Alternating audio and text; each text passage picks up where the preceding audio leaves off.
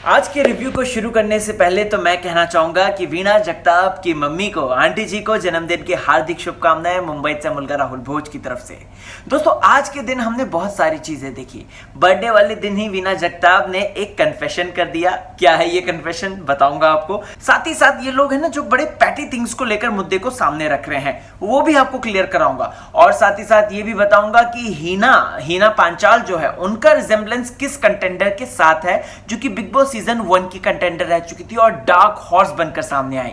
जानना चाहते हैं दोस्तों ये बातें आप, तो चलिए मेरे साथ। नमस्कार, मी आहे मुंबईचा मुलगा राहुल भोज आणि तुम्ही बघत आहात बॉलीवुड स्पाय, तुमचा फेवरेट चैनल। चलिए दोस्तों, बात करते हैं आज के रिव्यू की। तो सबसे पहले हम देखते हैं कि केड़कर कैमरे के सामने बोलते हैं कि बिग बॉस कैप्टन हूं मैं, इस बात की रिस्पॉन्सिबिलिटी लेता हूं कि आगे से कोई भी रूल्स नहीं टूटेंगे।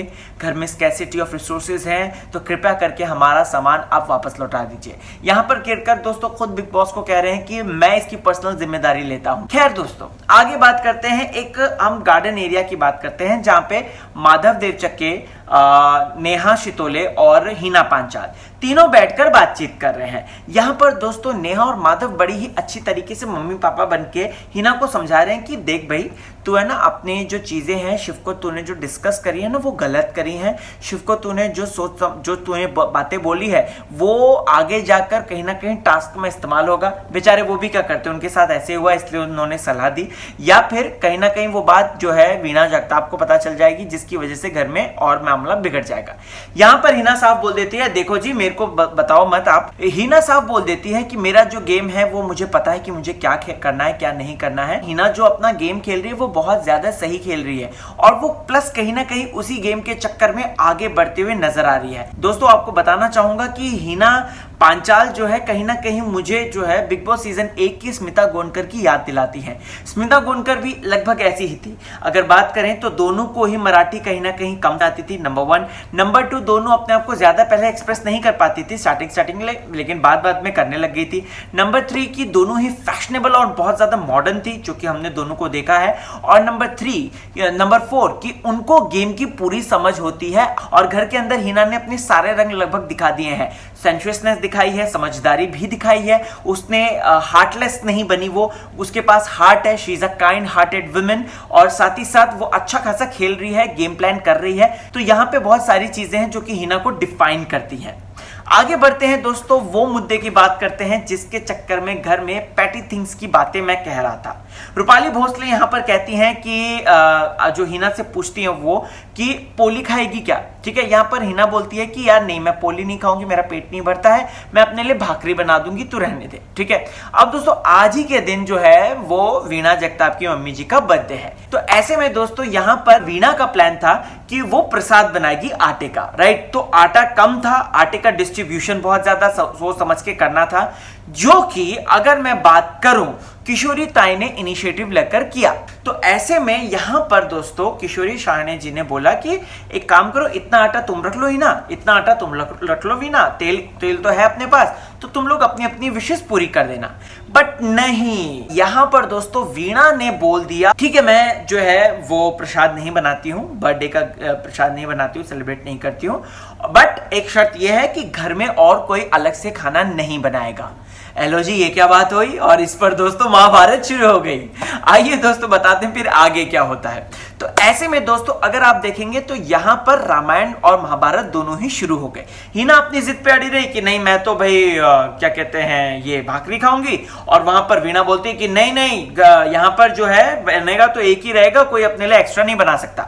घर वाले जो ऑलरेडी बोल चुके थे हीना पांचाल को कि आप बना सकती हो भाकरी, सब ऐसे यू टर्न लेकर है ना, सब लोग जो है वीणा के पास चले गए। नहीं, वीणा सही बोल रही है, नहीं सही बोल रही है, ऐसा कुछ नहीं बनेगा, ऐसा कुछ नहीं बनेगा।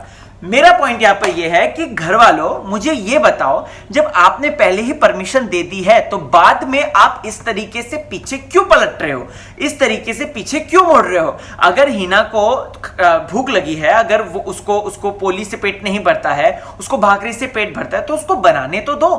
थोड़ा सा आटा है, आटा ऑलरेडी डिस्ट्रीब्यूटेड है, तो वो अपने हिस्से के आटा का बनाएगी, लेकिन फिर भी आपको इस मुद्दे को खींचना है और एकदम आपको इसको इलास्टिक की तरह खींचना है या तो च्युइंगम की तरह इसको चबा चबा के खींचना है और आप लोग मुद्दा खींच रहे हो। केड़कर ने दोस्तों बीइंग अ कैप्टन बहुत अच्छी बात बोली कि स्कैर्सिटी ऑफ रिसोर्सेज है, हमारे पास लिमिटेड रिसोर्सेज हैं और घर के डिसिप्लिन के हिसाब से जो बनेगा वो घर के सभी लोग वहीं खाएंगे, राइट।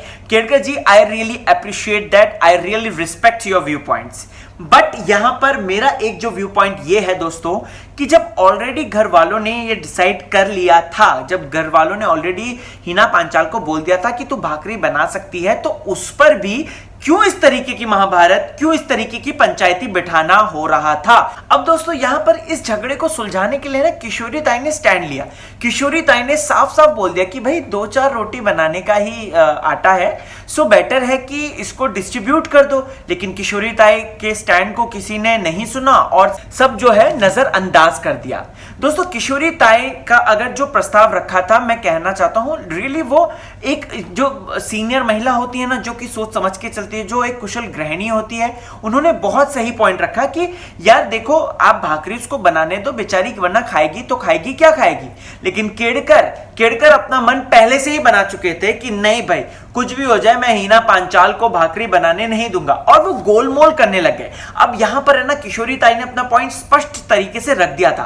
केड़कर भैया को यहां पर है ना किशोरी ताई का कंपटीशन नहीं हो पाया और कहीं ना कहीं उसको पता चल गया था कि किशोरी ताई एकदम सही कह रही है, तो वो बातों को घुमा रहे थे, वो गोल गोल घुमा रहे थे कि और लोगों को आने दो। 4 लोगों के सामने उन्होंने जाकर फिर बात रख दी कि मुद्दा बैठते हैं, कमेटी बनाते हैं, एक राउंड टेबल कॉन्फ्रेंस बैठती है और तब जाके हम डिसाइड करेंगे कि हिना पांचाल को क्या करना चाहिए और वीणा जगताप को क्या करना चाहिए, राइट। हिना पांचाल जी बैठी हैं, बोलती हैं कि भाकरी बनाने नहीं दोगे तो मैं खाना ही नहीं खाऊंगी और मैं भूखी रहूंगी। मैं एक छोटी सी बात कहना चाहता हूं हिना जी। देखिए हिना जी, आज का दिन है ना बहुत ज्यादा स्पेशल है, राइट।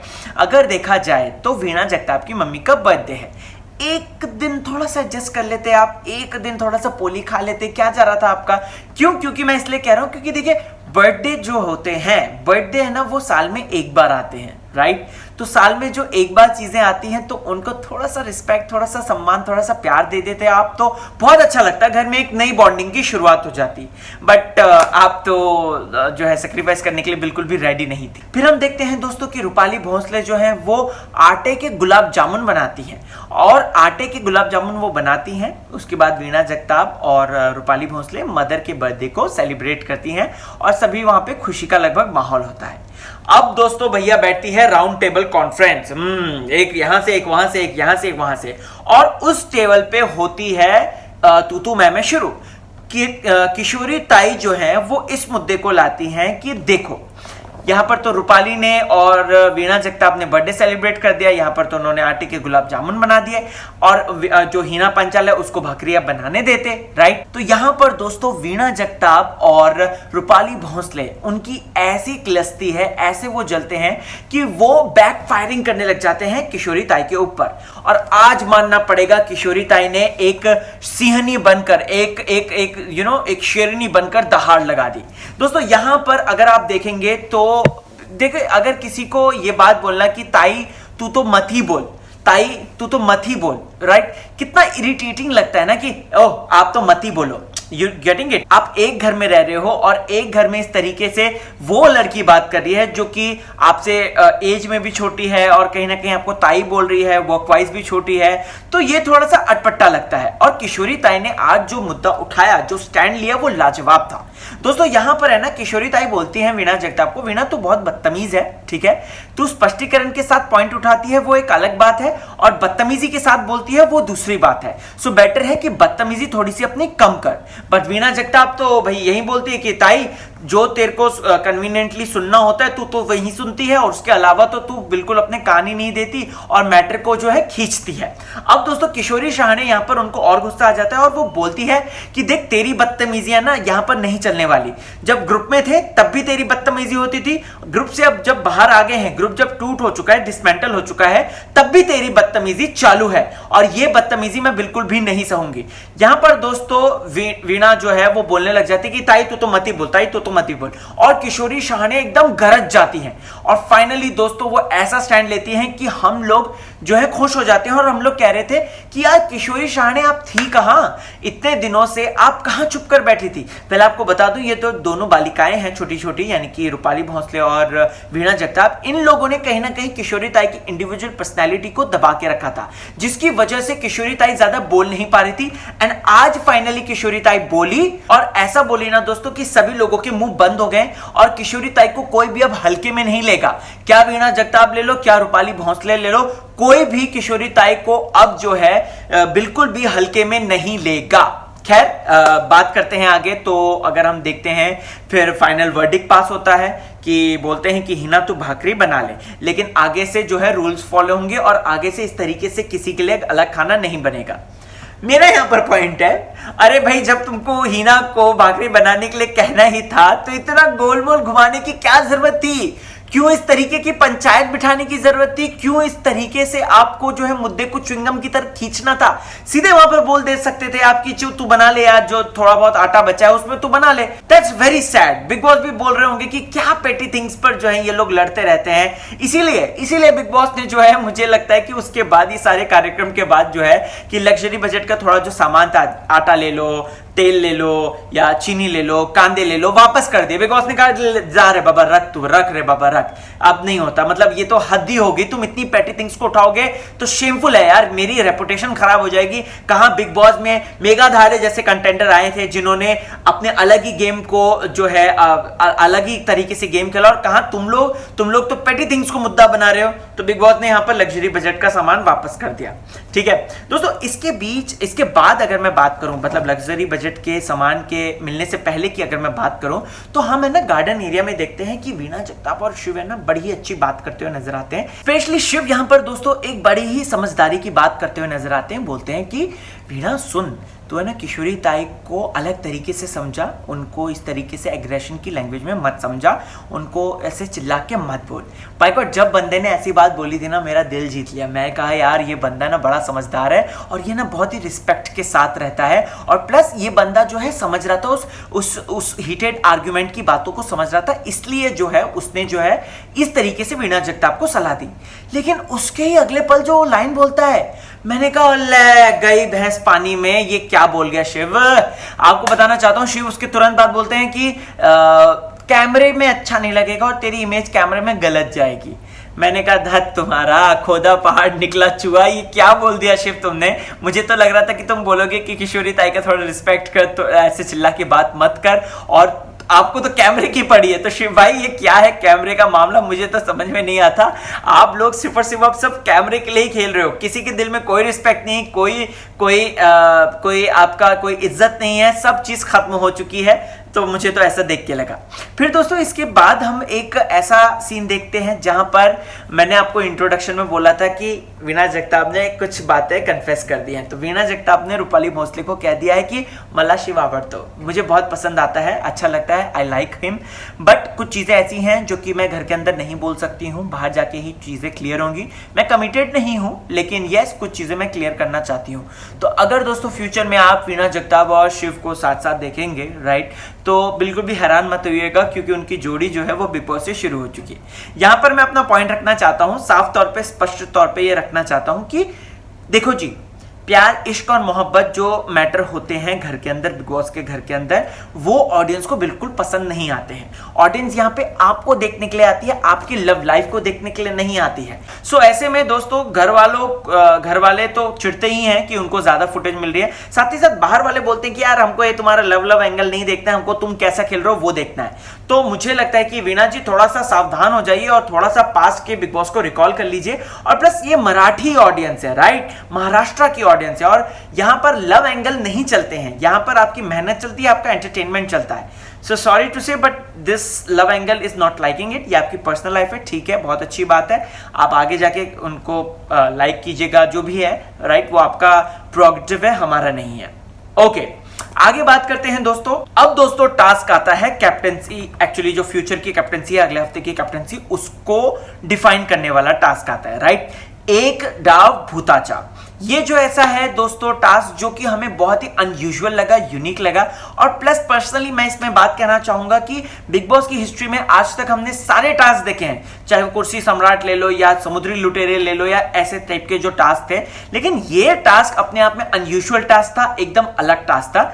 ए टीम बन जाती है, बी टीम बन जाती है। यहां पर दोस्तों वीणा, शिव, वैशाली और केड़कर, इनको बिग बॉस एक साथ रखते हैं। फाइनली बिग बॉस को भी ये बात समझ में आ गई है कि जो वीणा है वो जो है केड़कर लोगों के साथ ही है, बाय हुक बाय क्रुक।